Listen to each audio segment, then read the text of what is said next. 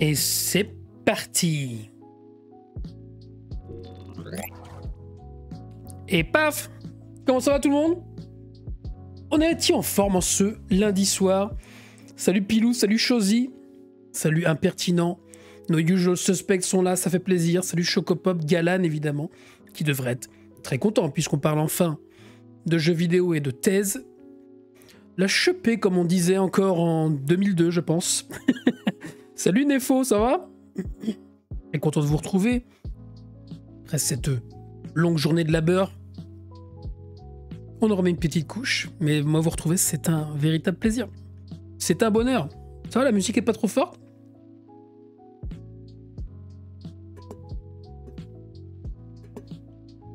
Salut Vivek, salut Matt. J'espère que vous allez tous et toutes bien.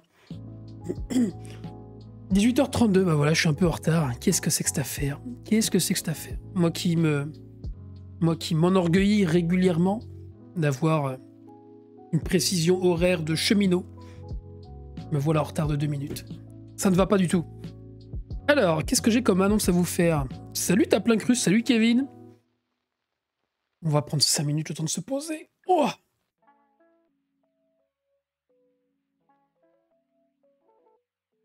Est-ce qu'un jour je prendrai des vacances? Il faudrait peut-être que je prenne des vacances un jour. Allez, en avril par là, parce qu'en ce moment ça n'arrête pas là. Oh là là là. Trop de choses à faire et trop peu de temps. C'est ce qu'on dit. Bon, j'espère que de votre côté c'est la forme. Ah, donc Frédéric Lordon sort un nouveau bouquin.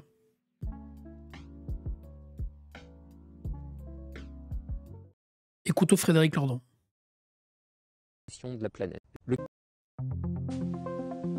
Il a mis son plus beau col roulé. Ce livre voudrait amener le lecteur à suivre avec conséquence 3 idées. Première idée, le capitalisme, maintenant nous le savons, est la cause de la dévastation de la planète. Deuxième idée, ça n'est pas par les institutions politiques de ce que nous appelons la démocratie que nous sortirons de cette catastrophe, pour cette simple raison que cette démocratie, entre guillemets, n'est pas autre chose qu'une démocratie bourgeoise, à savoir la sanctuarisation de cela même qu'il faudrait changer, renverser. J'entends la propriété privée des moyens de production. Cette démocratie assoit le règne du capitalisme. Troisième idée, la voie de sortie, mais radicale, a un nom hérité de l'histoire, qui est communisme. La troisième idée à laquelle ce livre voudrait donc amener le lecteur, c'est qu'il est possible de relever le mot communisme de l'infamie dans laquelle il a été traîné par des régimes qui en ont usurpé l'appellation pendant le XXe siècle, et pour ce faire, en donner des images,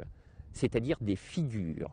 Ce livre s'appelle « Figures du communisme », pour qu'on puisse se représenter de manière aussi concrète que possible la seule voie qui pourrait nous sauver du désastre et qui pourrait emprunter le bon terme de l'alternative, communisme ou barbarie. Et ben bon de là, ça c'est bien dit. Il parle bien, hein? On comprend pas toujours tout. On comprend pas toujours tout. Qu'est-ce qu'il dit le monsieur, mais il parle bien. Non mais c'est vrai qu'il a ASMR auditif, t'as vu? Ça me fait marrer. Parce que c'est parce que ma voix, elle est très très loin de l'ASMR auditif. Je la trouve même fort agressive, malgré cet anti-pop filter que vous voyez peut-être juste ici. Elle est quand même un peu sèche. Je déteste ma voix. Est-ce que vous pourriez me faire penser, s'il vous plaît, à bien me dire d'enregistrer pour une vidéo YouTube? J'oublie tout le temps. Salut Kimoza, salut Viku évidemment, notre Viku 51 national. Salut Nefo. Astro, j'espère que vous êtes bien installés. Ce soir, je vous parle de jeux vidéo, d'industrie du jeu vidéo, de travail des joueurs. Je remets la petite musique. Paf, merci. Applaud. Ah oui, alors j'ai rajouté maintenant, si vous regardez bien en haut, par là, hop, le compte de subs. On est à 39 subs. Magnifique. Donc merci. Il y a un gars, il a lâché 10 subs. Trop sympa. Vendredi. Il s'appelait Cap quelque chose. J'ai oublié son nom à ce monsieur-là. Mais en tout cas, merci pour le follow de l'Adrien. Bon, alors vous serez indulgent avec moi parce que ça fait plus d'1 an que j'ai pas touché à ma thèse. J'étais un peu occupé quand même avec mes histoires au boulot. Et donc, j'ai pas pu la relire en entier, tout ça. Mais je vais vous mettre en fait concrètement le PowerPoint que j'ai fait pendant la soutenance. Alors, il faut que je vous explique comment ça se passe une soutenance de thèse. Déjà, ça dure 3h30, donc ça c'est le stress. C'était pas quelque chose avec réforme. Des retraites, tu veux dire? Ça, c'est vendredi. Aujourd'hui, on parle de ma thèse. Mercredi, on parlera de l'actu éco.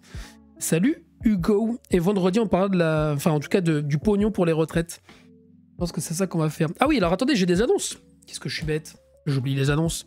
Donc déjà, il va y avoir une émote et paf qui va arriver bientôt. Ça, c'est une annonce de prime importance. N'oubliez jamais que, évidemment, si vous devenez sub, vous avez le droit à notamment cette superbe émote patate. Je veux dire, qu'est-ce que vous attendez? Voilà. C'était pas quelque chose... Ah si, c'était ça, pardon, Astro Tavaro, c'était Cap Reformed. Donc on remercie l'ami Cap Reformed pour les 10 subs qu'il a lâchés vendredi dernier. Donc évidemment, cette émote patate, moi, à mon avis, justifie même qu'on lâche carrément son PEL, évidemment. Je plaisante. Qu'est-ce que je voulais dire? Donc, émote et paf, ça c'est pour les trucs anecdotiques. Truc important, on a Aurélie Trouvé, la porte-parole d'Attaque, qui va venir parler avec nous le 8 mars à 18h30. Que c'est pas magnifique comme journée, ça. Journée de mobilisation en faveur des droits des femmes, évidemment, le 8 mars. Et on enchaîne avec une discussion avec Aurélie Trouvé, porte-parole d'Attaque. On parlera agriculture, modèle agricole, on parlera urgence sociale et urgence écologique, comment on concilie tout ça. On parlera toutes ces choses-là. Elle est extrêmement sympathique et je suis ravi qu'elle puisse venir discuter avec nous.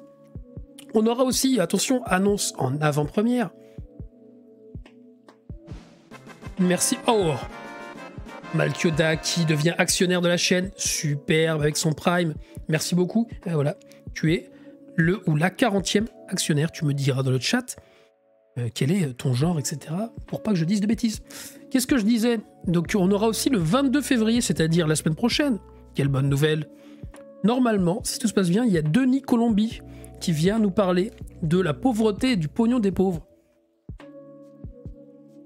Denis Colombi que vous retrouverez. Ok, eh ben merci à toi Malky, c'est très gentil, qui viendra du coup nous parler de ce bouquin-là. Paf. Où va l'argent des pauvres? Parce qu'évidemment, vous entendez, on repas de famille toujours. Mais oui, mais les pauvres, ils s'achètent des PS4, tout ça, vous comprenez. Ils font rien avec, ils font n'importe quoi avec leur argent. Donc bon. Et donc lui, il est sociologue et il a bossé là-dessus. C'est très vulgarisé, c'est très intéressant. Il est très sympa. Et donc pendant ses vacances, normalement, il vient nous parler de ça. Donc, c'est quand même cool, le 22 février. Donc, je disais, le 8 mars, on a Aurélie Trouvé. Le 15 mars, Jésabelle Coupet-Soubiran pour parler de la monnaie. On est pas mal. Et là, moi, je travaille sur une personnalité de marque. J'espère qu'il va pouvoir venir. Je ne vous en dis pas plus, mais on aurait peut-être des gens très bien encore sur cette chaîne. Il y aura normalement aussi Mickaël Zemmour, économiste exceptionnel, prof à Sciences Po, qui vient nous parler de la sécurité sociale. Ce sera super. Bonsoir, est-ce que c'est indispensable une thèse pour devenir économiste? En tout cas, pour devenir prof d'économie à la fac ou être au CNRS, donc devenir chercheur en économie, ouais, c'est obligatoire. T'as pas le choix. On va parler de ces gens qui ne sont rien. En fait, on va surtout parler avec Denis. Faut que je reconfirme avec lui, donc attendez. Hein. On va surtout parler d'histoire de pognon, quoi. C'est-à-dire, voilà. Pourquoi est-ce que cette question-là est si importante dans le débat public? Ce que font l'argent des pauvres, ça revient tous les ans avec la fameuse, vous la connaissez par cœur, comment s'appelle-t-elle, cette prime de rentrée scolaire là? Ah oui, mais du coup, vous comprenez, ça va servir à acheter des jeans et puis pas du coup des fournitures, c'est un scandale, tout ça. Donc ouais, Jobo, c'est obligatoire de... Ouais, c'est ça, la prime de rentrée. Merci Vicou, c'est obligatoire d'avoir une thèse pour, en tout cas, pour prétendre... Alors, la procédure, est très compliquée. Donc, vous faites une thèse. Ça prend des plombes, parce qu'en même temps, il faut enseigner. En même temps, il faut publier des articles, etc. Bon, moi, j'ai fait un peu les deux en même temps avec les articles, je ne vais pas vous mentir. Je vais vous expliquer pourquoi. Et ensuite, il faut envoyer un dossier à un truc qui s'appelle le Conseil national des universités, qui vous donne la qualification. Et ensuite, si tu as la qualification... T'as une chance d'être recruté, sauf que il y a 2 postes d'ouverts et 100 personnes par poste, donc c'est une catastrophe. Le CNRS, c'est une section d'économie, ouais. Il y a toutes les disciplines qui sont représentées au CNRS. Donc en fait, vous avez d'un côté les chercheuses et les chercheurs qu'on appelle CNRS, du coup, qui sont pas obligés d'enseigner, c'est-à-dire qu'ils sont recrutés comme chercheuses et comme chercheurs, mais il y a très peu de postes. Alors en économie, il doit y en avoir quelques-uns par an, c'est tout, c'est ultra dur. Et après, le reste, du coup, c'est à la fac. Tu deviens, merci pour vos follow, Mondo John et Big Tom, tu deviens maître de conférence au début. Alors, je rappelle que le salaire de base d'un maître de conférence, c'est 1 700 € par mois, hein, avec un bac plus 8. Donc, faut pas trop aimer le pognon. Hein. Mais bon, t'as une relative, je dis bien relative parce que ça change, liberté quand même dans ton boulot, etc. Donc, l'OCDE, ouais, tu peux bosser sans thèse. Ça, c'est clair. C'est comme à la Banque de France. T'as des concours, en fait. c'est comme dans les ministères, t'es pas obligé d'avoir une thèse. Donc si jamais t'es étudiant en fac d'éco et que t'as pas envie de faire de thèse, t'es pas obligé. Le Super Master 2 CEES, j'ai oublié ce que ça veut dire, chargé d'études économiques et sociales, je crois, de l'université Paris 1, on recommande chaudement. On recommande aussi le Super Master qui s'appelle Institution, Économie et Société à Paris-Nanterre en partenariat avec l'École des hautes études en sciences sociales. C'est là où j'ai fait mon Master 2 à l'époque. Donc voilà, il y a de la place, hein. Il y a de la place en économie. Alors moi j'ai un profil un peu particulier, je fais partie des très rares économistes qui font en fait des études qualitatives, donc du terrain, etc. J'ai fait beaucoup de terrain. Je pense même que je suis un des derniers, il n'y a plus personne qui fait ça en fait. Moi j'ai commencé par faire mon mémoire de recherche de M2 sur le marché de la brocante. Et déjà je l'analysais en fait comment le numérique, avec Le Bon Coin notamment, saisissait les brocanteurs du marché de la porte de Vanves. Moi j'aime beaucoup le terrain et les choses précises. Et comment en fait, si vous voulez, le pouvoir des brocanteurs, je l'analysais comme étant le pouvoir d'être capable de maîtriser différents niveaux de valorisation des prix. Ça veut dire en gros, en fait un brocanteur il sait concrètement, en tout cas il a les notions sociales suffisantes pour savoir ce que valent un tel et tel bien, sa rareté, d'où ça vient. Il y a des réseaux de brocanteurs. Et en fait, ce pouvoir de valorisation, c'est ça dont on parle, il était un peu détruit par tout un ensemble de choses comme notamment Le Bon Coin, mais pas seulement. Ce qui fait que le métier, qui n'en est pas vraiment un de brocanteur, il a tendance à disparaître. Donc ça, c'était, vous voyez, premier boulot de recherche. Et après, sur le jeu vidéo, ce qui n'a rien à voir, mais avec quand même des logiques qui sont pas totalement éloignées.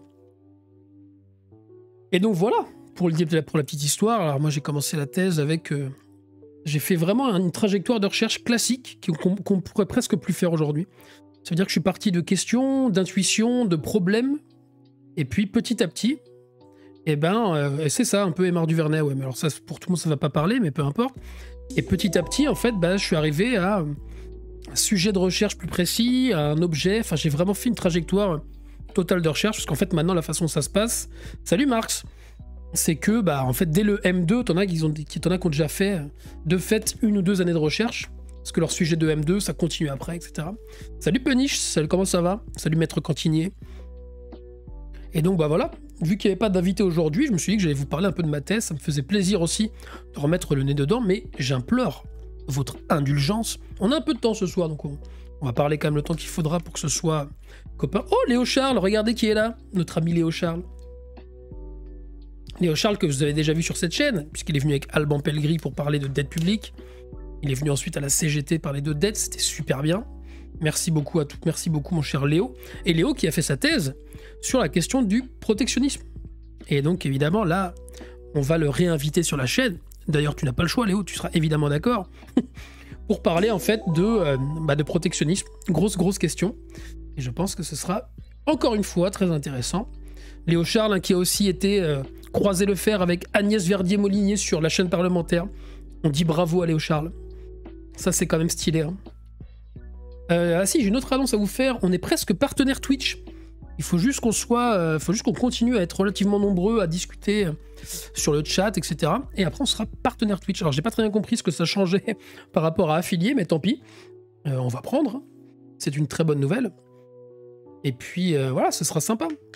Ce sera sympa. Donc aujourd'hui, on parle de thèse, la mienne en l'occurrence. Donc c'est une petite thèse dans le sens où, là, moi c'est un peu mon truc, j'aime pas beaucoup écrire en fait des tartines. J'aime aller un peu à l'essentiel et ça c'est un défaut, mais je considère que ce qui a déjà été écrit avant, c'est pas la peine de le réécrire 10 fois, de faire des chapitres théoriques trop longs, etc. Mais ça c'est ma façon de faire. Autre truc, je dirais que ma thèse c'est pas la meilleure, c'est pas la plus grande thèse du monde, on va pas se mentir. J'ai pas du tout. Ah, ça change la relation avec Twitch et les revenus. Bon, écoute, ça c'est une bonne nouvelle. Donc, en avant vers le partenariat. Ah tant mieux, ça permettra de donner plus aux caisses de grève et de financer aussi un peu plus le matos et d'enfiler plus aux impôts. Vive les impôts. Mais voilà, moi j'ai fait une thèse par article, donc normalement ça c'est pas du tout conseillé, hein, mais c'est une semi-thèse par article, c'est un peu plus compliqué que ça, mais en fait j'ai publié des articles pendant ma thèse et ça a servi de base à mon raisonnement. En fait, il y a 3 articles, un que je suis en train de soumettre en ce moment aussi. Faut juste écrire sur le chat, ouais, je crois. Enfin, faut juste être présent, même. J'avoue que j'ai pas très bien compris. Je crois que c'est le nombre de personnes qui regardent, tout ça. Donc bon, on va pas se prendre la tête avec ça, on va pas chercher Bon, si on l'a, tant mieux. Si on l'a pas, tant pis. Le but, c'est qu'on continue à causer tous ensemble. Il n'y a pas d'objectif chiffré pour nous. On n'est pas la police. Et donc, voilà, j'ai une petite thèse qui est par article. Il y a en fait un chapitre de bouquin, qui n'est toujours pas sorti d'ailleurs, le bouquin. Il y a un chapitre, on va dire, un peu d'histoire, de socio-histoire. Et puis, d'être présent et gentil. Bah voilà, c'est parfait. Merci pour vos follow, Baptiste, Jojirox, Flavs. Et puis, je crois quand même, l'intérêt de ma thèse, c'est que, bah, du coup, il y a quand même eu du terrain. Et j'ai fait pas mal de travail empirique, quoi. J'ai été sur le terrain, j'ai été me frotter les mains au terrain. Et puis, donc ça, c'est quand même pas rien. Merci, Kéo, pour ton Prime. Trop sympa, 41e actionnaire de la chaîne. C'est magnifique. Tu te sentais obligé de faire un par article? Non, en fait, pas du tout. C'est que j'ai eu quelques petits problèmes perso, en fait, en plein milieu de la thèse, en 3e année. Et ça m'a un peu foutu par terre, pour tout un tas de raisons, mais je vais pas m'étendre là-dessus, ça n'a aucun intérêt. Mais je commençais... c'est vraiment dur, la thèse. Hein. C'est violent, pour plein d'aspects. Et quand vous avez des problèmes à côté en plus, ça rajoute. Enfin bref, pas évident. Et donc je me suis dit, pour la finir, il faut qu'à un moment, je rende, comme on dit, un pain, quoi. Ce sera pas parfait, mais ce sera fait. J'avais quand même eu... j'ai créé, entre guillemets, un concept qui s'appelle le capital communautaire. Et je vous dirai un peu de quoi il en retourne. Et j'ai quand même pas mal de gens qui me disent que, bah, effectivement, c'est un truc intéressant et ça mériterait d'être développé. Donc, à un moment, je me suis dit, bon, la thèse, c'est pas non plus l'achèvement d'une vie. Salut, Fulgur. Au bout d'un moment, voilà, c'est ça, en fait, faut finir la thèse, bah, tu comprends très bien ce que je dis. Et je me suis dit, bon, voilà, on va rendre quelque chose qui est pas parfait, qui est un peu un pain, mais tant pis.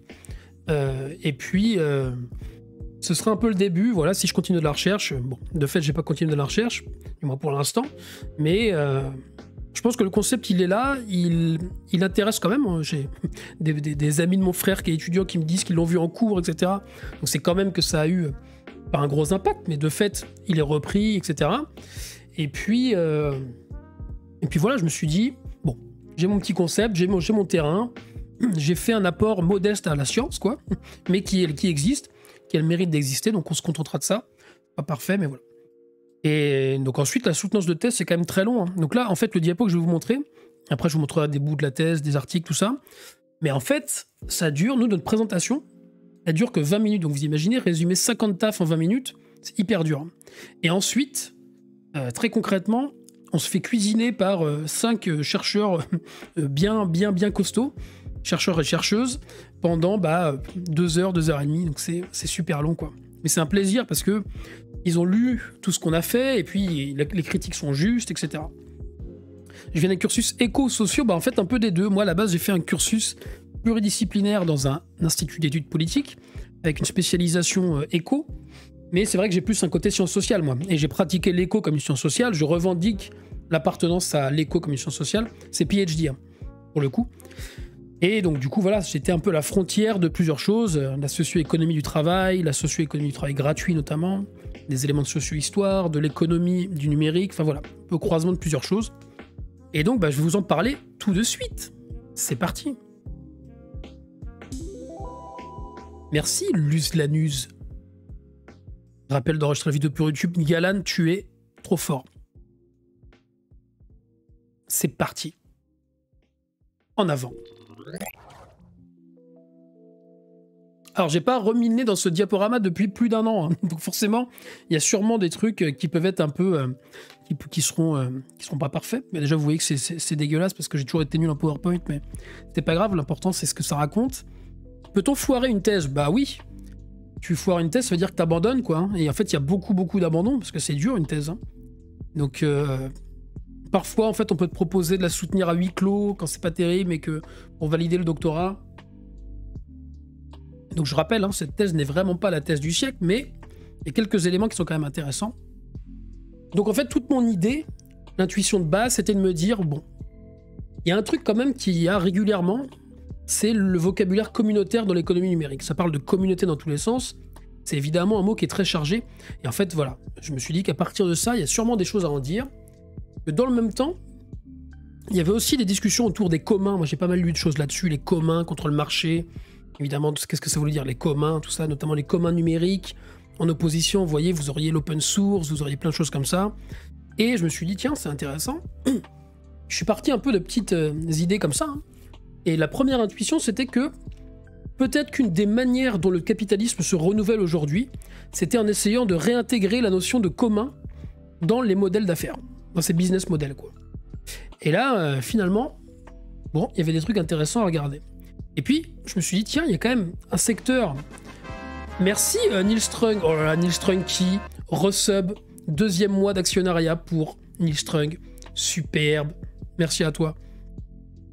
Et donc, évidemment, question des communs. Donc, j'ai fait une recension du bouquin de Dardo et Laval, là, gros bouquin sur les communs où il retrace toute la genèse de la notion, tout ça.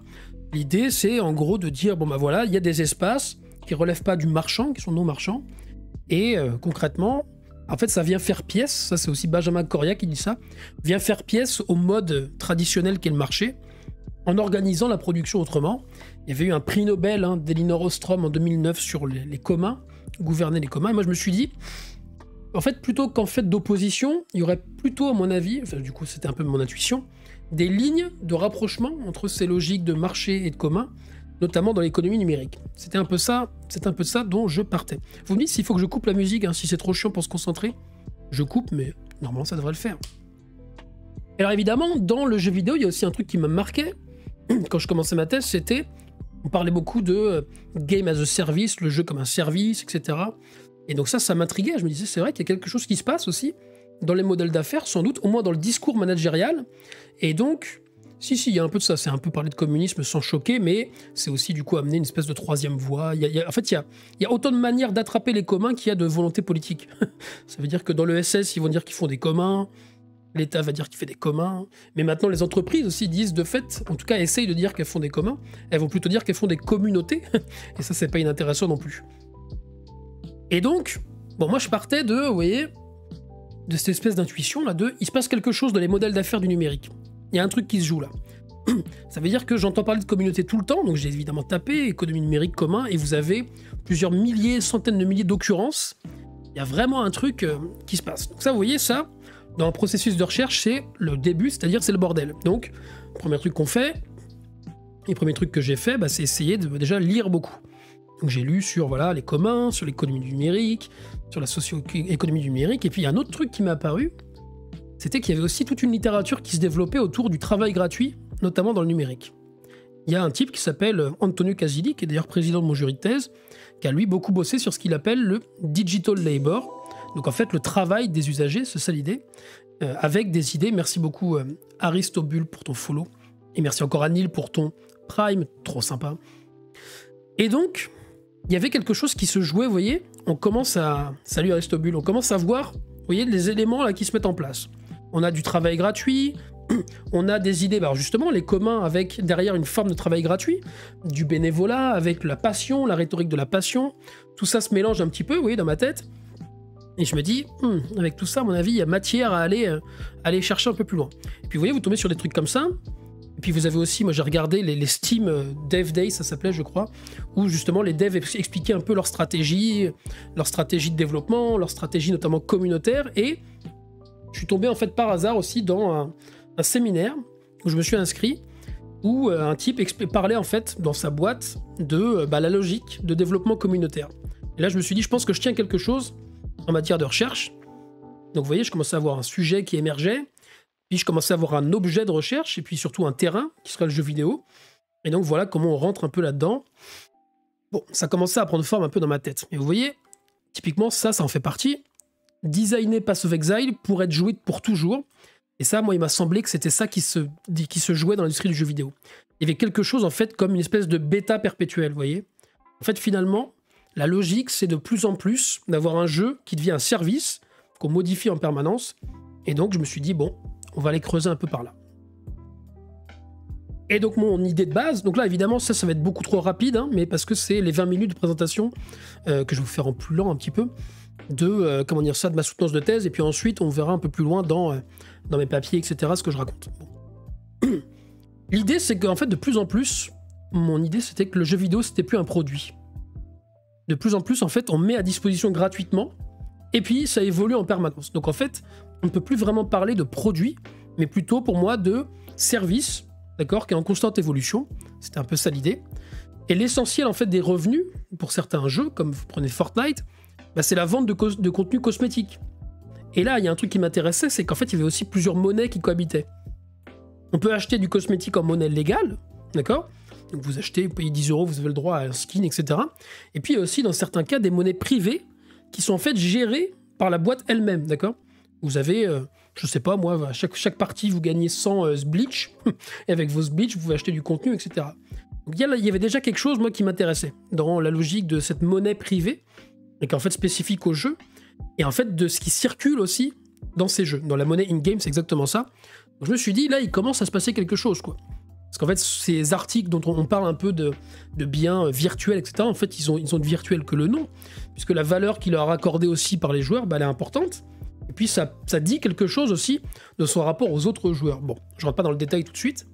Et puis, l'idée centrale que j'entendais à chaque fois que je faisais un entretien avec des managers, c'était on va tout faire pour monétiser notre communauté. Donc là, alors là, les exemples, on aurait pu, comment dire ça, multiplier les cas, et en fait, ils m'auraient tous dit la même chose. Au bout d'un moment, c'est là où je me suis dit qu'il y avait quelque chose. Salut Max Total War, salut Fulgur. Varoufakis avait étudié les activités éco. Bah alors complètement, en fait, moi j'avais lu ces articles, d'ailleurs je les avais copiés quelque part, il faudrait que je les ressorte, parce qu'il a supprimé ça. Il avait étudié, en fait, c'était pas avec Blizzard, c'était avec Valve. Donc en fait, il bossait pour Valve. Et du coup, il avait regardé justement ces histoires de, bah voilà, en fait, c'est quoi les monnaies qui circulent. Il y avait des histoires de spéculation très fortes dans Counter-Strike, dans Team Fortress 2. Donc Varoufakis était beaucoup intéressé à ça, mais avec un point de vue très économie de marché. C'est ça qui était marrant. Il utilisait des choses très classiques, entre guillemets, du néoclassique. Et juste après, il a effectivement été recruté par le gouvernement en Grèce, justement, pour s'occuper des questions d'économie. Donc là, ça a changé un peu radicalement. C'est un type très marrant à étudier, Varoufakis. Et donc, ma thèse, si on peut la résumer en une phrase, c'est en fait, c'est l'activité du joueur qui est devenue l'élément fondamental de la rentabilité de la firme. Ça, j'aurai l'occasion de réexpliquer pourquoi. Et c'est parce que cette activité est productive, qu'elle produit quelque chose, de la valeur économique, que moi, j'ai décidé de l'analyser sous l'angle du travail. Donc, évidemment, c'était un pari risqué, quoi. Mon truc, c'était de dire, puisque cette activité, elle produit quelque chose, l'Anti-Stream qui, évidemment, fait son raid, comme d'habitude. Merci à toi, c'est trop sympa. Merci, l'Anti-Stream, pour ton raid, comme d'habitude. Vous me ferez penser, d'ailleurs, évidemment, à raid un jour... quelqu'un à la fin de ce stream. Et donc mon idée c'était ça. Il faut regarder ce que font les joueurs, l'activité des joueurs, comme du travail. D'accord ? Je reviens pas évidemment sur l'ensemble des détails, mais l'idée centrale à retenir pour l'instant c'est celle-là. Raid de la turbo gauche, bienvenue. On parle de jeux vidéo et on parle de ma petite thèse sur le sujet. Bon là évidemment ça c'était le plan au moment de... Salut Ranka, salut mes amis de gauche. C'est en gros, voilà ce qu'on présente. Moi, j'ai présenté ma démarche et après, les résultats et les principaux apports. Ouais, c'est ça, ici, c'est de droite. Yeah, right. Donc, la démarche. Vous voyez, le contexte, c'est ce dont je vous parlais. Il y avait un succès du vocabulaire communautaire dans l'économie du numérique. Vraiment, ça, on l'entend partout. Ma commu, on parlera de Twitch. J'avais écrit un article sur Twitch. On parle de commu, etc. Ma commu et un raid, en fait, vous allez voir que moi, je l'ai analysé, un raid comme étant justement du partage de capital communautaire. Là, je vous tease un petit peu. Mais il y avait toute cette idée que voilà, le web 2.0, c'était l'économie du partage, le web 2.0, c'était l'économie collaborative, voilà, tout ça, tous ces termes-là qui montaient. Et puis on parlait de tout et n'importe quoi. Ça veut dire que Uber, c'est de l'économie collaborative. On sait même pas pourquoi.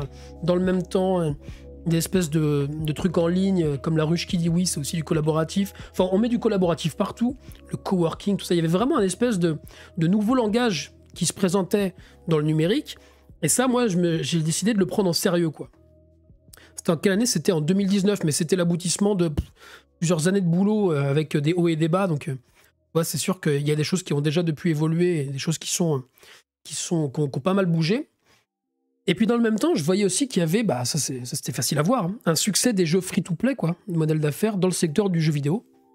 Et je pense que l'exemple de Gears, comment dire ça, comment il s'appelle ceux qu'on fait Gears of War et qu'on fait Fortnite, c'est Epic, voilà, l'exemple d'Epic il était assez clair. Je trouvais que le passage entre Gears of War d'un côté et Fortnite de l'autre, il disait vraiment quelque chose, hein. Des stratégies, comment dire ça, de développement, des stratégies marketing, des stratégies commerciales plus généralement, et je trouvais que ça disait quelque chose de très intéressant sur l'évolution de l'industrie du jeu vidéo, voilà. Merci Kevin Amaru pour ton follow. Et donc du côté théorique, il y a plusieurs choses qui m'intéressaient. C'était ce débat autour des communs, d'accord? On voyait beaucoup ça comme étant, ça porte, d'une certaine façon, c'est juste, ça porte les germes d'une émancipation par rapport à l'économie capitaliste. Mais moi, je me disais plutôt, est-ce que c'est pas une catégorie qui est en train d'être réintégrée dans le capitalisme contemporain? Voilà. Et donc ça, c'était aussi une partie, moi, de critique vis-à-vis de ce qu'on appelle les communs. Mais je l'explique pas mal dans la thèse, ça. Il y avait évidemment toute une socio-économie du travail des usagers, du client, du consommateur. Il y a quelqu'un comme Marianne Dujarrier qui a bossé sur le travail du consommateur. Il y a quelqu'un comme Maud Simonet qui est dans mon jury de thèse qui avait bossé sur le travail bénévole. Où justement, ce qui est intéressant, c'est qu'ils avaient un peu la même démarche de recherche. Ils commençaient par s'intéresser à ces marges du travail, vous voyez, se dire, bon, alors il y a évidemment ce qu'on connaît du travail ou de l'emploi, justement, à travers le prisme, ce que j'appelle avec Alexandra Binet, le prisme salarial. Ça veut dire que, du coup, on regarde essentiellement le travail via l'emploi et majoritairement l'emploi salarié. Et donc, l'idée, c'était peut-être qu'on manque des choses sur l'évolution du travail, et notamment des logiques d'exploitation capitaliste. Ça, c'était aussi mon côté marxien, quoi. Si on ne regarde pas les frontières du travail. Et donc, typiquement, ce qu'a fait Maud Simonet, elle, c'était de dire, en fait, dans le bénévolat, il y a une partie énorme de travail, prescrit, etc., encadré, et que du coup, il faut le regarder comme travail pour redéfinir ce qu'on entend par travail. C'était ça, en fait, la grande difficulté, quoi. Marianne Dujarrier, elle a fait pareil avec les consommateurs, vous voyez, les caisses, comment est-ce que, du coup, quand on va à la caisse, quand nous-mêmes on tape les choses, est-ce que ça crée de la valeur ou pas? Bon, il y a tout ça. Et l'idée, c'était de ne pas limiter l'analyse du travail au salariat. Voilà. Et puis, ça reposait des questions qui sont très vieilles, qui sont toujours pas résolues. Hein. Où commence la production? Où commence le travail? Où est-ce que ça s'arrête? Et je pense qu'une des manières d'analyser ce qui se joue dans l'économie du numérique et des mutations aussi très profondes du capitalisme contemporain, c'est qu'en fait, on disait pendant un moment, si c'est gratuit, c'est que c'est vous le produit. En fait, si c'est gratuit, c'est que c'est vous qui travaillez. C'est un peu ça l'idée. Et concrètement, toutes nos interactions, c'était ça aussi un bout de ma thèse, c'était de dire, ça devient du travail parce que c'est mesuré, c'est maîtrisé, c'est encadré, et c'est source de valeur derrière. Et donc, du coup, la frontière entre le moment où on travaille et le moment où on ne travaille plus, elle est de plus en plus poreuse.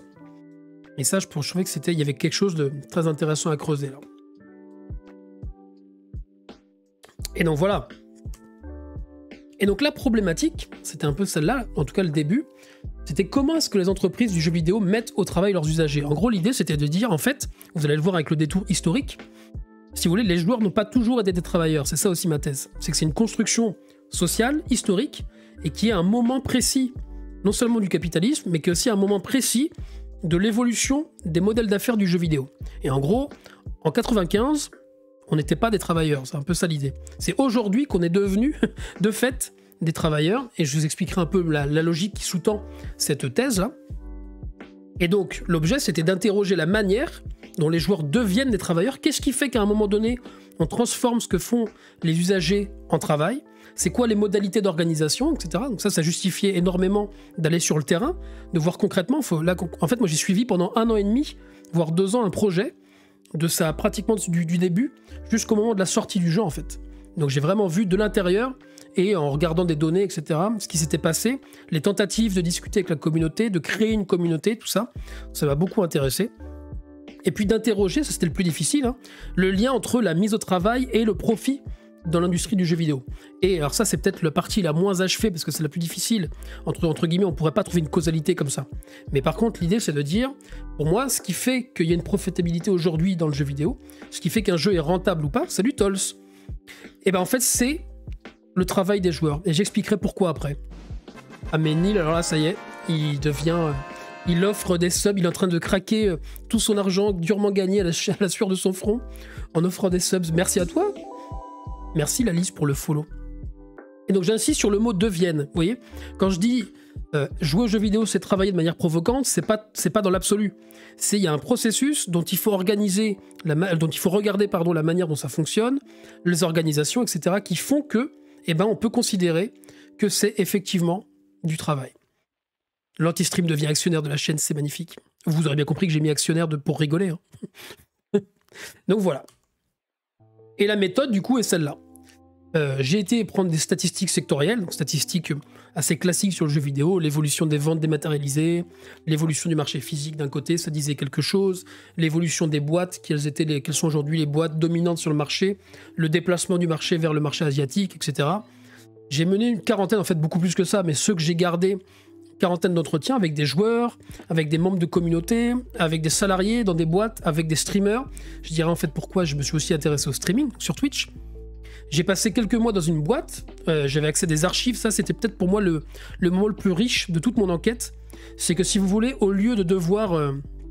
oh magnifique cette patate avec des cœurs. Au lieu de devoir, entre guillemets, supputer ce que serait la stratégie de la boîte, en fait je l'avais directement. Vous voyez ? C'est-à-dire que je l'avais sous les yeux avec les docs internes. Et ça, c'est d'une richesse que, en fait, on ne peut pas avoir avec les statistiques descriptives directement. Donc le fait d'être rentré dans la boîte, c'était déjà pas facile. Hein. L'industrie du jeu vidéo, c'est quand même pas un milieu dans lequel on rentre comme dans un moulin. Mais je vais pas vous le dire, parce que j'avais signé à l'époque une clause de non-divulgation, mais peu importe. Mais il y avait vraiment quelque chose. Et puis surtout, j'ai regardé énormément de streams. Et évidemment, là, ça m'a permis ensuite de faire un corpus, de voir ce qui se disait, de voir les manières récurrentes de parler avec sa communauté, etc. Et mon idée, c'était de dire qu'en fait, la communauté, évidemment, je prends toujours le terme, on appelle ça indigène, ça veut dire que c'est les acteurs sociaux eux-mêmes qui l'utilisent. Il y avait vraiment cette idée qu'en fait, ça devenait pour moi comme un matériau qu'on pouvait travailler, vous voyez. Ça devenait pour moi, c'est ça en fait, un capital communautaire. Et c'était ça un peu la façon dont j'ai moi-même travaillé cette notion. Donc voilà. Voilà pour la méthode. Donc en fait, j'ai fait des croisements de différentes méthodes. Hein.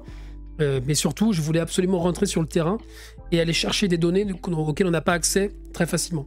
Merci à Kha'Zix pour ton follow. Et donc les choix méthodaux, ça c'est très important quand on fait une thèse, ils étaient liés à ma question de recherche. C'est pas innocent si j'avais pas fait ça. Non, c'était pas FIFA. Donc en fait, en privilégiant l'analyse de l'activité des joueurs par son caractère productif, donc sa dimension de travail, j'ai dû faire deux choix. Donc évidemment, quand j'ai discuté avec d'autres chercheurs, quand j'ai, si vous voulez, présenté des articles de recherche, eux ils me disaient « mais je suis pas sûr que ce soit du travail, il faudrait plutôt voir ça sous l'angle de l'innovation, de la passion, etc. » Et moi je défendais mon bout de gras en disant « bah non, je pense que justement, c'est ça ce qui fait ma thèse.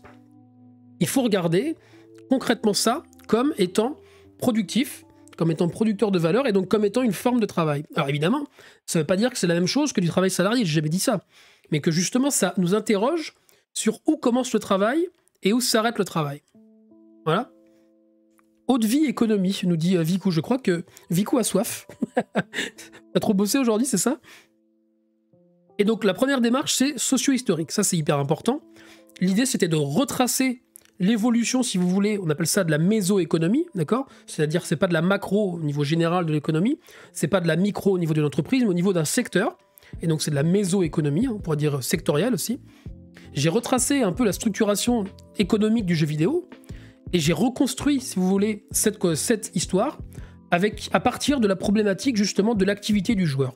En gros, je regardais, qu'est-ce qui fait qu'à chaque période du jeu vidéo, d'accord? Et en fait, qu'est-ce qui se passe dans l'activité du joueur? Et donc mon idée, c'était de dire, au début, il y avait quelque chose qui se passait, je vous dirai après ces différents moments. Dans la période que j'ai qualifiée d'industrielle, en fait, les joueurs, ils faisaient pas grand-chose, concrètement, en termes d'activité productive. Et puis aujourd'hui, dans la période que j'appellerais, moi, servicielle, là, du coup, l'activité des joueurs, elle, prend une dimension productive. Alors, est-ce qu'on travaille à regarder ce stream? Justement, ça, si j'avais continué ma recherche, j'aurais travaillé là-dessus. Sur le travail des spectateurs, enfin des viewers sur un stream, le travail des modeurs, des modos, pardon, le travail du coup même général. Je vais t'expliquer ça pourquoi après. Et donc ce détour-là historique, socio-historique, d'accord, il permet de comprendre ce qui fait la spécificité de la relation entre joueurs et entreprise aujourd'hui. C'est pas la même qu'à l'époque, en 90, en 95, quand petit Mathieu Coq, pas encore bedonnant et jouant à Super Mario World, j'avais pas le même rapport en fait avec la firme Nintendo, vous voyez. Il y a quelque chose de différent.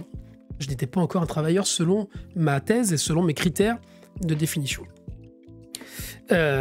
Donc l'idée, c'est, non seulement il s'est passé quelque chose sur la relation entre la firme et les joueurs, mais aussi entre les joueurs eux-mêmes.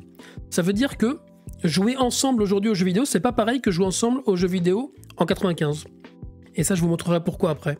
20 kilos perdus dans son jeu, c'est ça. Et puis du coup, l'enquête de terrain, bah, évidemment, ça se justifiait. Il fallait que je puisse saisir le travail des joueurs, et il fallait surtout que je saisisse, alors ça pour moi c'est fondamental en économie, les dispositifs, d'accord, de mise au travail, ce qui existe dans l'entreprise, dans la relation, ce qui fait qu'il y a mise au travail. Et donc un exemple de dispositif, bah, avoir ne serait-ce qu'un forum où vous discutez avec une communauté, c'est un dispositif socio-technique à partir duquel on discute, quoi. Quelle est la part entre les AAA purement capitalistiques et les free-to-play où le joueur est en rouage? Bah justement, c'est en train de bouger tout le temps. Et donc, évidemment, là, il y a une difficulté de mesure. Parce qu'il y a aussi des jeux qu'on pourrait qualifier comme AAA, mais qui sont aussi, en même temps, des jeux services. Tu vois, tu prends un GTA V, très compliqué, ils arrivent à jouer sur les deux tableaux, eux. Donc eux, c'est un cas limite. Hein, parce que pour le coup, en fait, ils ont la vente du AAA à 60 balles, ou 70 balles même, et en plus, ils sont capables de monétiser sur une période de 5, voire même pratiquement, ça fait combien de temps que c'est sorti? C'est énorme, quoi. Donc il y a en fait différents moments qui permettent du coup d'avoir une espèce de, on appellera ça une typologie du coup, de prendre à partir d'un cas extrême comme étant un jeu free-to-play. Alors moi je vais étudier un avec des chevaux. Salut Mokovic! Totalement free-to-play avec des mécaniques que de paiement in-game, etc. Et puis de l'autre côté, bah, du coup des AAA classiques, on va dire, comme The Last of Us 2 par exemple, où entre guillemets, bah, tu vends ton jeu, quoi, avec un gros marketing derrière, etc. Avec quand même un truc particulier, même les AAA ont pris des éléments du free-to-play, puisqu'il y a des DLC maintenant, donc il y a aussi l'idée de faire vivre le jeu plus longtemps. Donc voilà, Equideo, c'est exactement ça. Donc l'enquête de terrain, bah, évidemment pour saisir le travail des joueurs, et il me fallait en fait rentrer dedans pour voir concrètement comment ça se passait. Voilà. Alors justement, ouais, Fortnite c'est hyper intéressant, ils étaient pas... Alors moi du coup ma thèse était trop... J'avais fait ça avant la sortie de Fortnite, donc voilà. Ça fait 12 ans que le jeu est sorti GTA V, c'est incroyable. Mais ça, il y a une stratégie derrière qui est énorme, hein. C'est super fort. Et il y a une tentative en fait de toutes les boîtes d'essayer de devenir justement le nouveau jeu de service qui marchera. Et vous voyez que la structure de la concurrence, elle a changé aussi énormément. C'est que tout le monde cherche un peu sa licorne, vous voyez. Tout le monde cherche un peu son jeu qui va marcher, et via aussi le stream qui va bénéficier de ce qu'on appelle d'effets de réseau, d'accord, qui vont faire qu'au bout d'un moment, en fait, tout le monde ne joue qu'à un seul jeu, ou en tout cas, il y a une partie énorme qui se met sur un seul jeu, puis ensuite qui va se déplacer sur un autre, etc., etc. Et donc toute la bataille en fait de l'attention des joueurs, elle se joue à ce niveau-là. C'est lequel est le plus, lequel sera le plus avec la plus grosse communauté, donc ce que moi j'appellerais le plus gros capital communautaire. Et c'est ça qui est fondamental en fait dans la rentabilité. Tu as évalué la part du travail des stagiaires ou étudiants dans la conception d'un jeu? Non, pas du tout. Ça c'était en dehors de ce que j'ai analysé pour être honnête avec toi. Donc les résultats et les apports principaux. Bah, il y a des résultats qui sont, je crois, alors ça évidemment quand en soutenance, évidemment qu'il faut dire que tes résultats sont significatifs et originaux. Je crois que de fait ils le sont un petit peu, au moins dans la démarche. Je pense que ça nourrit à la fois le jeu vidéo, mais à mon avis, le concept que j'ai proposé pendant ma thèse, il s'étend beaucoup plus largement. Et je pense que si j'avais continué la recherche, j'aurais justement fait ça. Aller voir si mon concept il marche aussi ailleurs, et je crois qu'il marche déjà ailleurs, hein. Mais ça voilà, il aurait fallu écrire d'autres articles de recherche pour continuer là-dessus, mais maintenant je suis trop occupé à me bagarrer pour, pour le monde du travail. Et donc l'apport conceptuel principal de cette thèse, c'est la notion de capital communautaire. Si on peut le définir en deux mots, on peut dire que c'est le capital immatériel fondé sur les relations entretenues entre les joueurs et entre les joueurs et la firme. Et la qualité du capital communautaire est au fondement du profit des firmes du jeu vidéo. Voilà. Ça, c'est la grosse définition la plus basique. En fait, quand je l'ai définie dans la thèse, ça fait quelques pages, mais l'idée, c'est celle-là. En gros, pour faire simple, ce qui existe comme capital immatériel que vous connaissez forcément, c'est par exemple les brevets.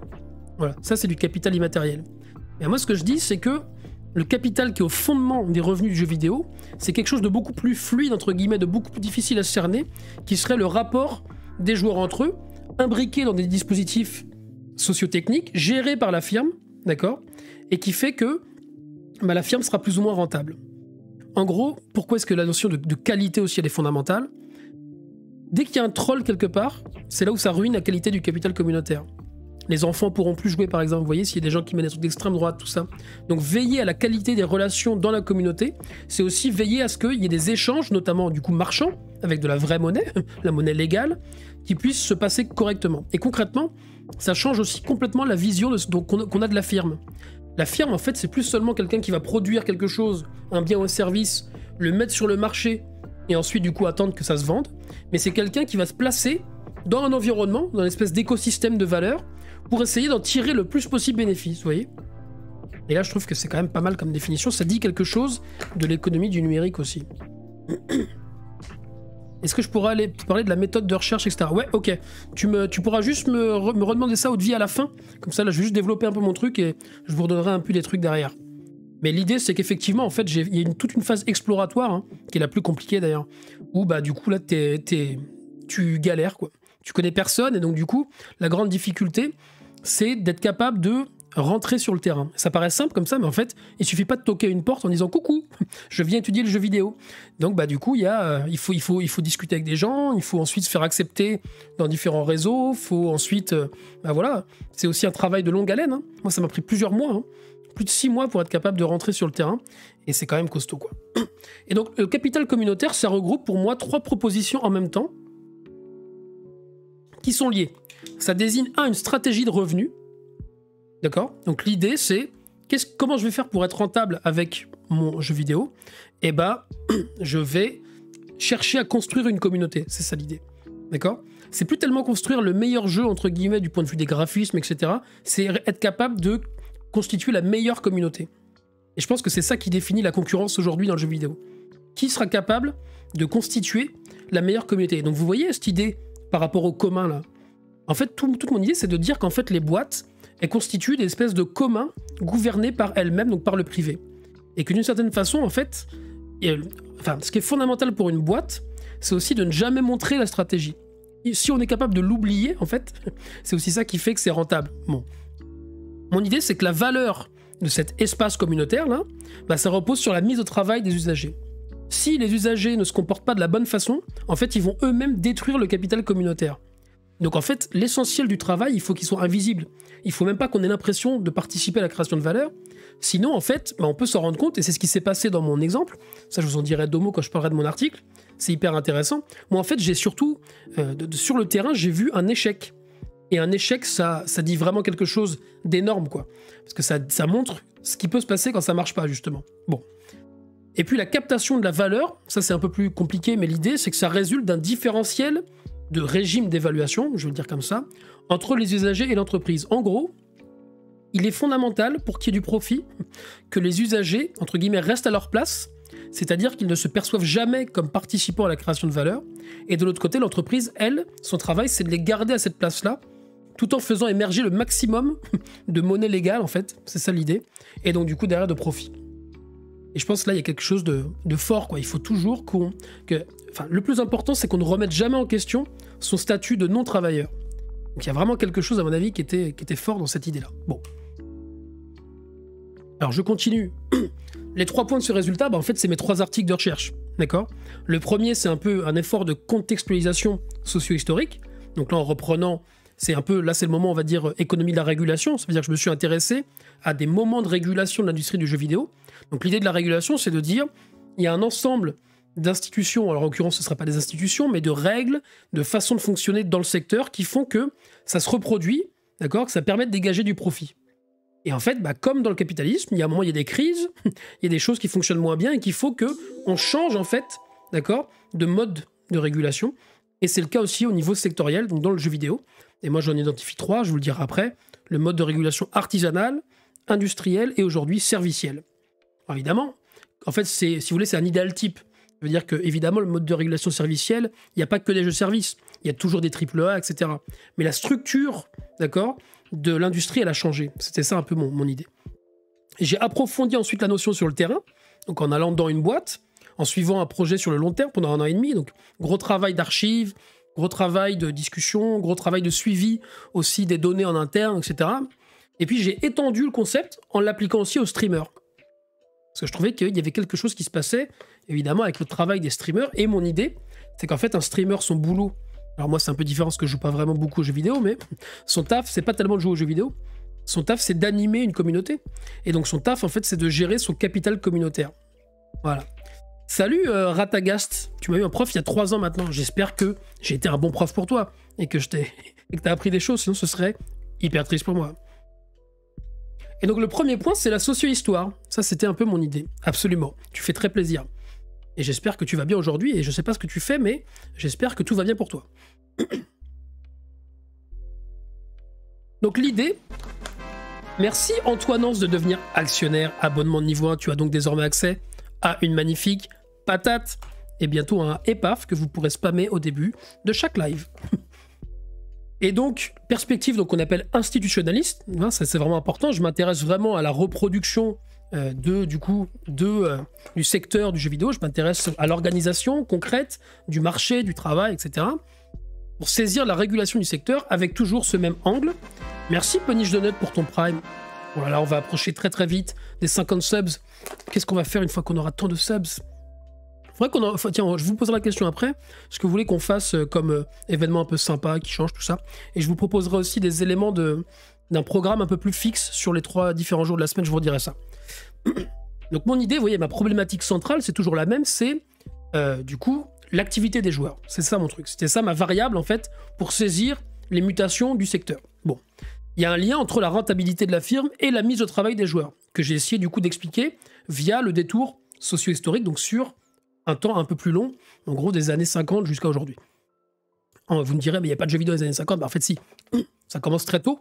Le jeu vidéo commence en fait avant la micro-informatique. Ça, c'est assez particulier. Hein. Ça commence sur des oscillateurs. C'est assez marrant d'ailleurs. En dégageant, donc du coup, je dégage 3 modes de régulation. Artisanal, industriel et serviciel.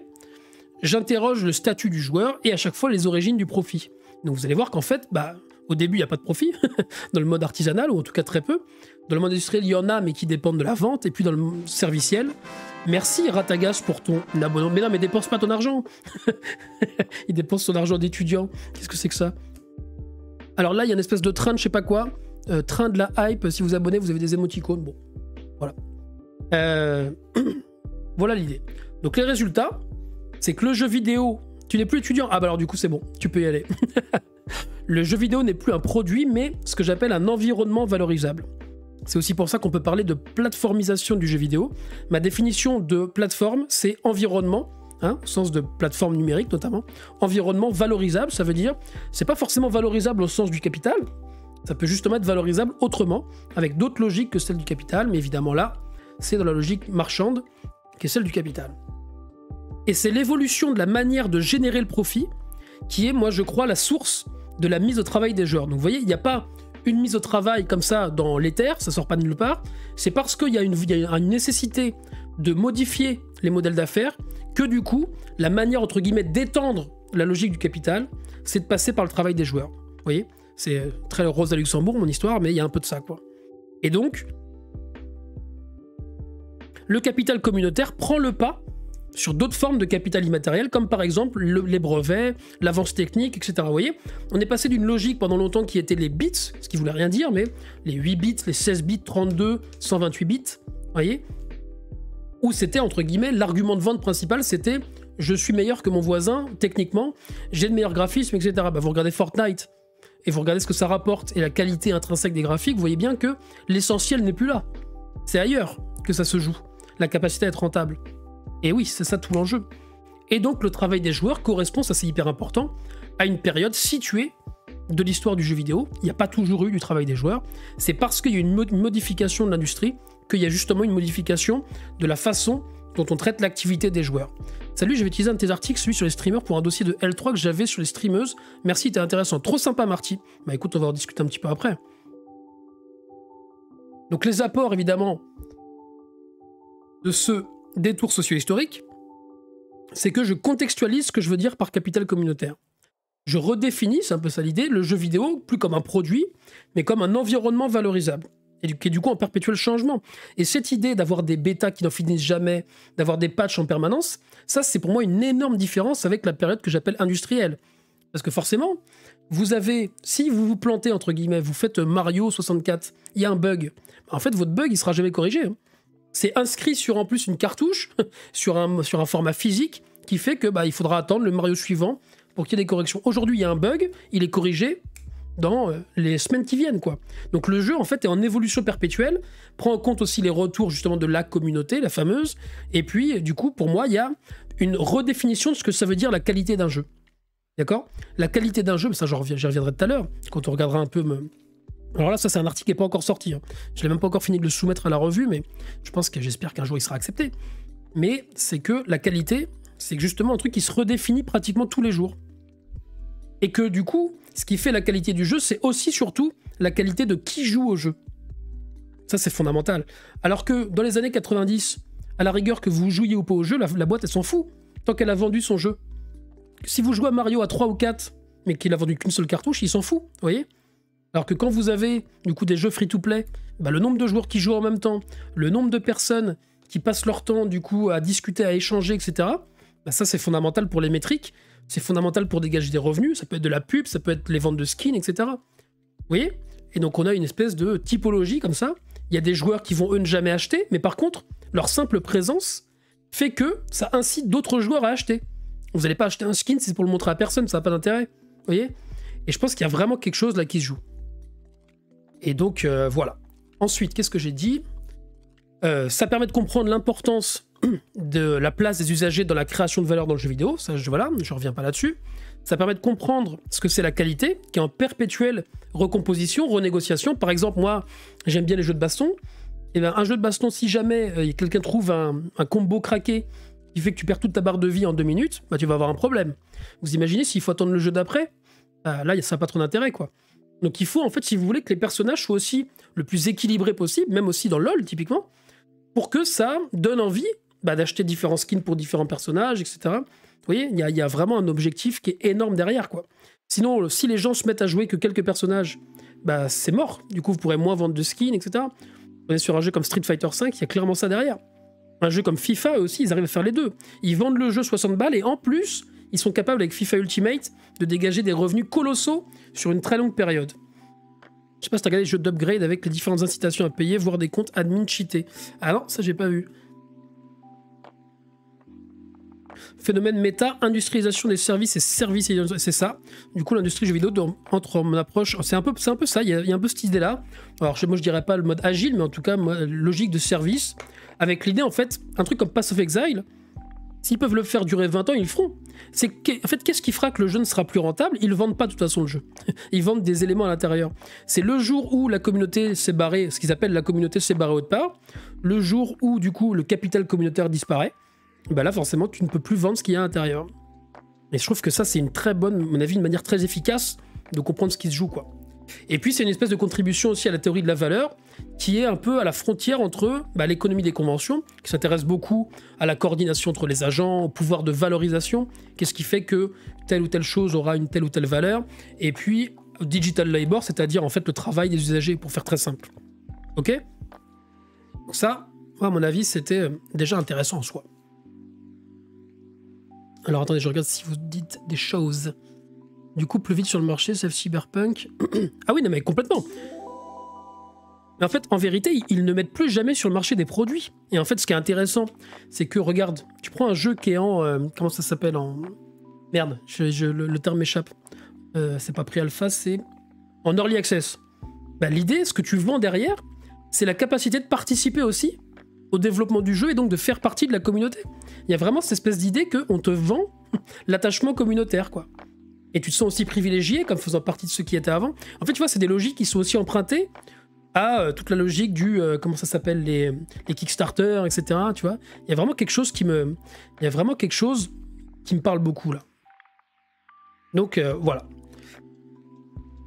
Et maintenant, évidemment, ça, je l'ai objectivé aussi à quand la publication en bouquin. Bah putain, ouais, si j'avais le temps. Bah, en fait, ça, il y a plusieurs chercheurs qui m'ont demandé...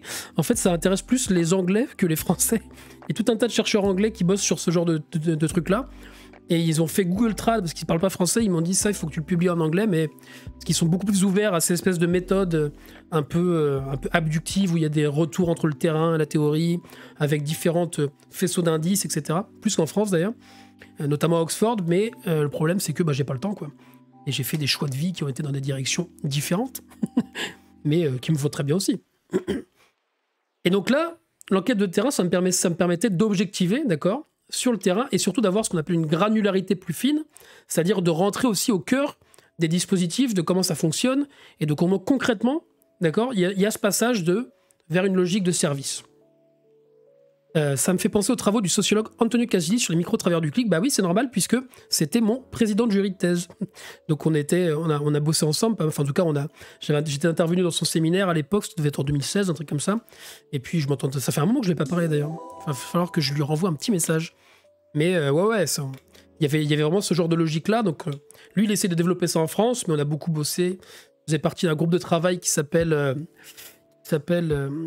le réseau européen du digital labor. Et donc maintenant, j'y suis plus parce que j'ai plus le temps, mais c'est vrai que dans l'idée, c'était ça. Et donc, l'idée, c'était de décrire aussi de manière plus détaillée la structuration de cette relation entre joueurs et firme de l'intérieur. Et ça, c'est quand même pas rien. Vous voyez, ça, il y a plein de gens qui aimeraient beaucoup avoir accès à ce genre de données. Et je trouvais qu'effectivement, c'était pas mal. Donc ça a donné lieu à un article qui a été publié dans la revue qui s'appelle Réseau. Je vais vous mettre le lien de l'article d'ailleurs. Attendez. Pof. Ça, c'est l'article dans Réseau.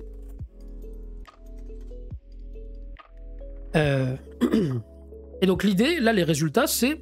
en fait, j'ai objectivé le passage de communauté au pluriel, d'accord, autour d'un jeu, qui était, entre guillemets, j'allais dire autogéré, mais c'est pas le terme, mais qui existait en marge de l'entreprise, avec la tentative de créer la communauté au singulier. Et je trouve que cette dialectique entre communauté au pluriel et communauté au singulier, elle dit quelque chose, pardonnez-moi, de la stratégie de l'entreprise. Vous voyez ? C'est qu'en fait, si vous voulez, les communautés, l'entreprise, ça lui rapporte rien. Toutes les interactions, etc., elles se font à côté. Et donc, il y a un potentiel très limité de générer du profit, là. Alors que quand tu encadres toi-même la communauté, et que tu détermines aussi les dispositifs, etc., là, ça peut te rapporter. Regardez sur Twitch, les bits et les cheers, évidemment que Jeff Bezos, il est très content que ça passe par là. Parce que ça lui rapporte à chaque fois, il y a un petit cut, tac, tac, comme sur les subs, etc. Et pour les streamers, ça facilite la vie, puisque les dispositifs d'économie du don sont directement intégrés aussi à l'architecture technique de Twitch. Et donc là, on comprend aussi le modèle économique de Twitch, il est très intéressant là-dessus. Mais ça, je vous en dirai 2 mots quand je parlerai de Twitch, juste après. J'ai aussi surtout montré, et ça c'est fondamental, quelque chose qui est très sous-estimé par les économistes, on va dire orthodoxes, les néoclassiques, l'importance des rétributions symboliques dans la relation avec les joueurs. On sous-estime totalement ce genre de truc, ça paraît complètement aberrant que, typiquement, avoir un skin, avoir un badge particulier, avoir quelque chose qui nous met en valeur dans l'espace communautaire, que ça puisse avoir une quelconque valeur, justement, pour les joueurs, et alors qu'en fait, c'est fondamental. Et sur Twitch, c'est pareil. Quand on s'abonne à un streamer, en fait, on peut ensuite aller sur d'autres chats, montrer son appartenance, vous voyez, avec ce genre de petite émote. Donc voilà, vous pouvez aller montrer fièrement votre appartenance pour les gens qui ont sub à la chaîne, à la community. Donc n'hésitez pas à aller, voilà exactement, comme Marx. Et je trouve que ça, en tout cas en économie standard, on a tendance à complètement le sous-estimer, alors que justement en sociologie économique, en économie des institutions, etc., on va complètement prendre ça au sérieux. Et moi, ça, mon pari, c'était de le prendre au sérieux, justement. Et puis la qualité, ça c'est pour moi fondamental aussi, la qualité du capital communautaire, d'accord, elle dépend de la qualité de la relation entre les joueurs. Ça veut dire que si les joueurs se parlent très mal, etc., vous voyez, concrètement, ça va détruire les relations communautaires qui font que derrière, il y a une potentialité de profit. Donc là, je pense qu'il y a vraiment quelque chose, quoi. Et puis ensuite, cette mise au travail, ça c'est vraiment aussi très intéressant. Alors désolé, je dis que mon propre travail est intéressant, mais c'est pas ça que je veux dire. Ce que je veux dire, c'est que ce que j'ai observé est intéressant. Ça entraîne l'émergence de conflictualités nouvelles que moi je propose d'analyser justement comme du conflit au travail. Et ça, je l'ai vu de l'intérieur, c'est fascinant. En gros, la boîte, elle a essayé de créer une communauté, d'accord ? Et sauf que quand vous faites ça, d'un seul coup, vous donnez aussi en partie du pouvoir. Et vous dites, aidez-moi à construire le jeu. Mais il y a des types, ils ont pris ça très au sérieux, ils ont dit « Ah ouais, très bien, maintenant, je fais partie de la communauté, je suis VIP, entre guillemets, dans la création du jeu, et par contre, je suis pas d'accord avec tel choix de développement, vous voyez ?»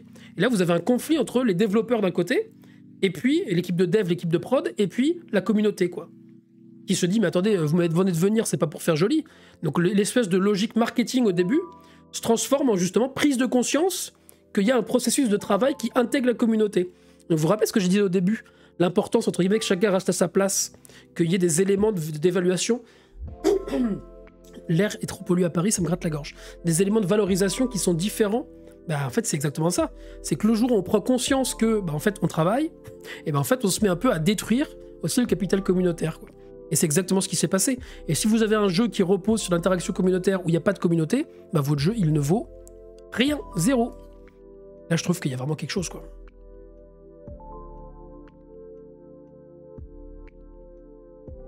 Donc évidemment, l'apport, c'est un approfondissement de la logique de capital communautaire. J'ai mis en avant des dispositifs très spécifiques de mise au travail. Donc là, j'ai tout un tas de pages de description de, en fait, comment est-ce qu'ils ont créé des conseils spécifiques pour les VIP, des forums spécifiques où ils parlaient directement avec l'équipe de dev. Comment de l'autre côté, ils ont tenté de créer des gens dont le boulot, en fait, c'est d'attirer d'autres joueurs, vous voyez, une espèce de porte-étendard.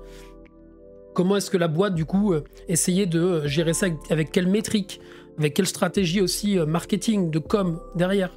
Et il y a aussi un truc intéressant dans la boîte, c'est qu'il y a eu un conflit entre l'équipe community development, d'accord, avec des community managers, etc., et l'équipe marketing standard, qui eux voulaient en fait vendre un produit, quand le community development ont justement dit, mais non, nous on vend plus un produit, on vend un service. Et donc vous voyez, même en interne, ça dit quelque chose des logiques d'organisation, quoi. Donc en interne, moi j'ai accès justement aux documents qui me permettaient de pas dire je pense que la stratégie était celle-là, je l'avais sous les yeux. J'avais Jean Michmuch a dit voilà sur entre guillemets, j'avais accès à toute la plateforme de discussion interne, vous voyez, ça c'était assez fou quoi, où ils discutaient voilà, j'ai aussi vu si vous voulez le monde bascule où il y a eu une place trop importante de la communauté. Donc vous voyez, j'avais accès aux archives depuis 2012 et j'ai vu le moment entre l'excitation on va créer une communauté etc. et le moment où en fait ils prennent trop de place, on coupe le truc et on revient à une espèce de modèle standard. Sauf que c'était déjà trop tard, quoi. Le capital communautaire, il n'existait plus, et donc le modèle, il était voué à ne pas fonctionner, quoi. C'est assez fou. Hein. Est-ce que tu as trouvé quelque chose autour des représentants d'une communauté qui a une influence forte complètement? Ça, je dis ça dans l'article, justement. C'est qu'en créant des VIP, ils ont aussi créé, en fait, des leaders, d'accord, qui sont un peu des leaders politiques.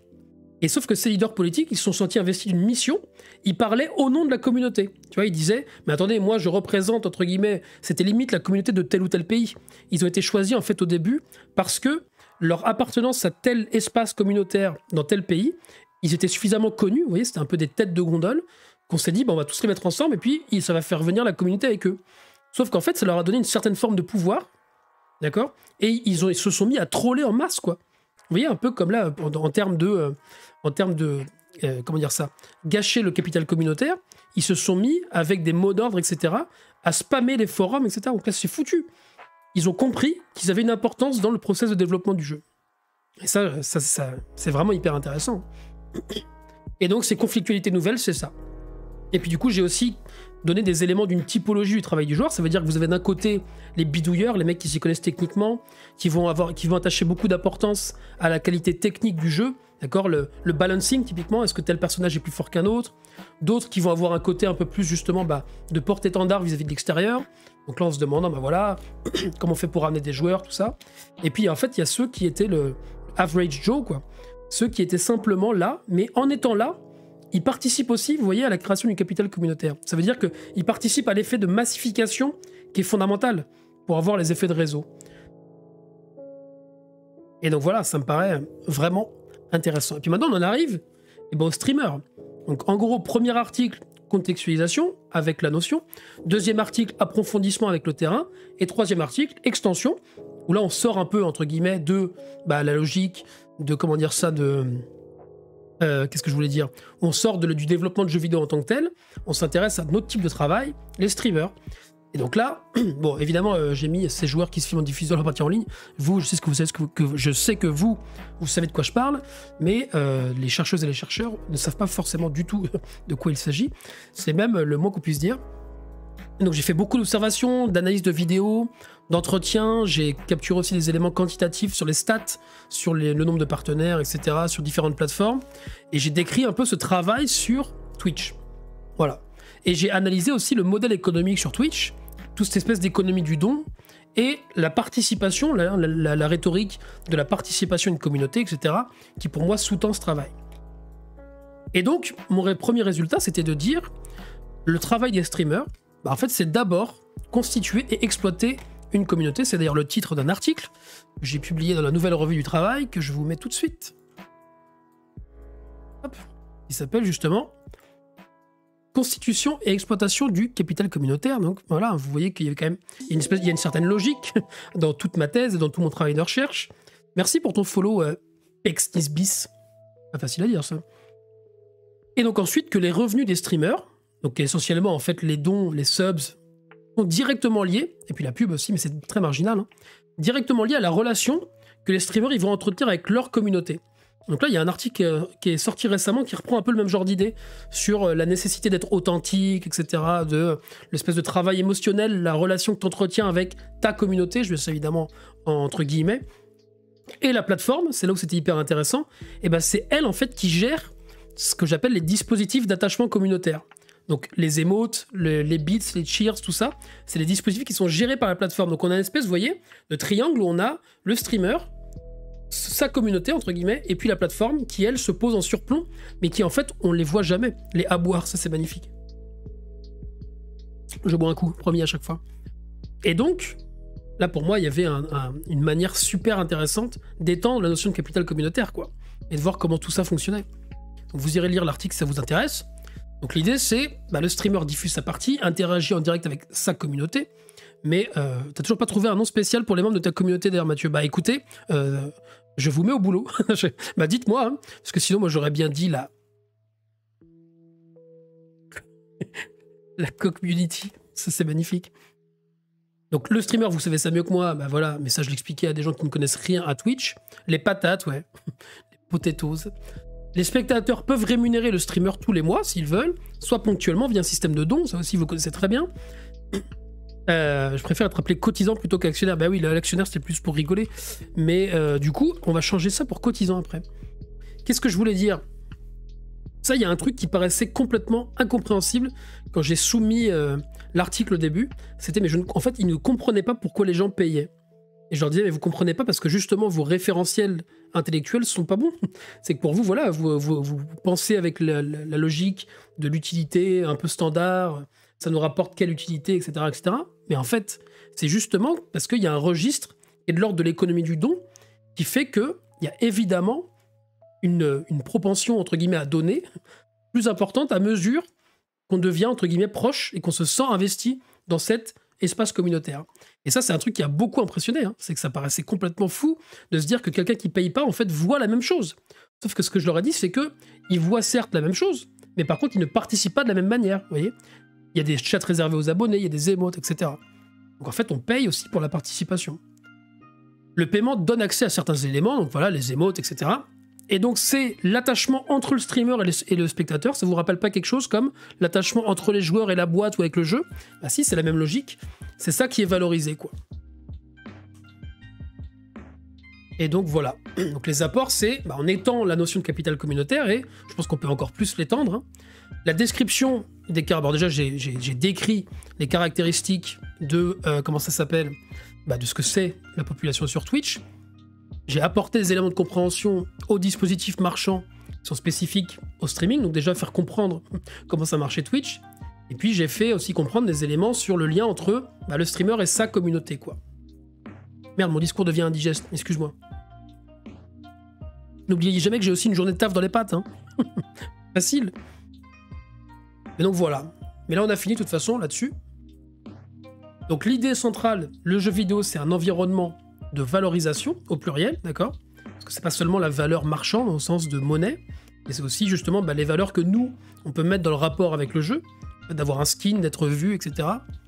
Et surtout, il y a des communautés de joueurs, c'est ça l'idée, qui interviennent dans la production. Et analyser cet environnement, ça conduit à étendre l'analyse du travail productif.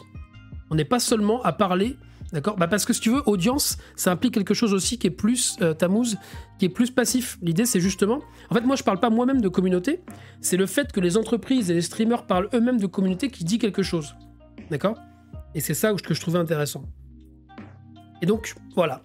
Ça témoigne, à mon avis, de quelque chose, ça dit quelque chose sur le jeu vidéo, ça dit quelque chose plus généralement pour comprendre l'économie du numérique, et à mon avis, ça donne aussi un intérêt à la notion de capital communautaire que j'ai créée au moment de cette thèse. Donc, les prolongements possibles, à mon avis, il y en a plein. Il faudrait tester la notion de capital communautaire dans d'autres secteurs. Dans le porno, par exemple, les camboys et les camgirls, je pense que ça s'applique exactement. Dans les travailleuses du sexe en ligne, etc. Prolongement aussi, parce que est-ce qu'il n'y aurait pas une communauté des couches pampers? Ça, c'est un type qui m'a dit ça. J'avais fait une intervention dans un séminaire au Japon, à Kyoto, magnifique ville, je recommande.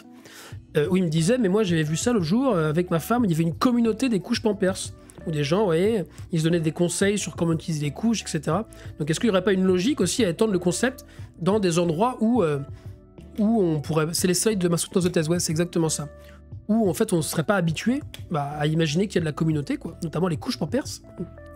Ça pose évidemment un gros problème de mesure du travail des usagers. Ça veut dire, est-ce qu'on serait capable de mesurer la part de la richesse qui est créée, qui revient en fait aux communautés de joueurs? Et ça, je pense que c'est des énormes questions que moi, auxquelles pour l'instant je suis pas capable de répondre, hein. Mais il y a des vraies questions de mesure, ce que ça veut dire, etc. Il y a aussi une polarisation des entreprises très forte. Ça conduit en fait à une structure de la concurrence où il y a quelques entreprises qui deviennent des leaders, hein. Une structure très oligopolistique. Et puis ça pose aussi des questions théoriques qui sont très fortes à mon avis. Je pense que ça contribue à apporter des éléments à la question de la valeur travail, donc là évidemment très Marx, mais sans passer nécessairement par des éléments de quantité de travail, mais surtout sur des éléments en fait via la qualité des relations, et donc de définir l'exploitation aussi comme une relation de qualité. Je pense qu'il y a quelque chose à creuser de ce côté-là, hein. Faire des croisements entre l'économie des conventions et Marx, hein, pour le dire comme ça. La question, c'est les frontières de la firme aussi, parce que du coup, ça veut dire quoi une firme dans cette logique-là? Où est-ce que ça commence? Où est-ce que ça s'arrête la chaîne de valeur? En fait, pendant longtemps, on disait une firme, c'est pas compliqué, tu fais rentrer du capital du travail, puis à la sortie, pouf, t'as ton produit ou ton service. Là, c'est un peu plus complexe que ça, quoi. Et évidemment, une question d'économie de la qualité, une approche relationnelle de la qualité, ça veut dire que pendant longtemps, on lisait des magazines de jeux vidéo qui nous disaient, voilà, il y avait une espèce de qualité experte, vous voyez, une valorisation experte où on nous disait, ça c'est un 18 sur 20, ça c'est un 16 sur 20, ça existe encore, mais en fait, la qualité, elle se renégocie, puisque le jeu lui-même mute en permanence, quoi. Et le dernier, on passe parce que c'est pas le plus important. Mais voilà. Mon cher jury, vous avez la parole. Donc, vous voyez, j'espère que c'était intéressant. Et que vous voyez un peu la logique qui sous-tend un peu toute ma thèse. Ça y est, eau de vie, j'ai bu de l'eau.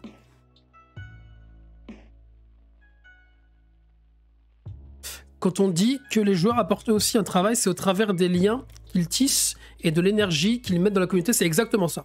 C'est en fait, ils participent à construire ce qui fait la valeur du jeu. Et pour moi, la valeur du jeu, c'est pas la valeur du produit, c'est la qualité des relations. Voilà. Et donc la thèse est courte, hein, parce que c'est plusieurs articles, donc ça peut se lire tranquillement. Et l'intro, elle est pas trop mal. L'intro, je trouve, elle définit bien les trucs, mais voilà. Donc oui, c'est sûr qu'il y a des discussions, mais l'élément essentiel que je voulais apporter aussi, c'était vraiment cette notion de construire le capital communautaire. Il y a vraiment cette notion de stratégie d'entreprise. Vous voyez, c'est, je vais pas créer un jeu, en tout cas pas seulement, je vais surtout créer la communauté autour. C'est ça en fait qui guide aussi les stratégies d'entreprise dans le jeu vidéo. L'eau de vie, c'est de l'alcool pour ta gouverne, Mathieu. Ah oui, ça je sais bien, oui. Tu vas expliquer à un breton ce que c'est l'eau de vie. Toi, t'es audacieux quand même, hein. Il y a un accès à la thèse. Oui, tout à fait. Alors attends, c'est pas là. Mathieu.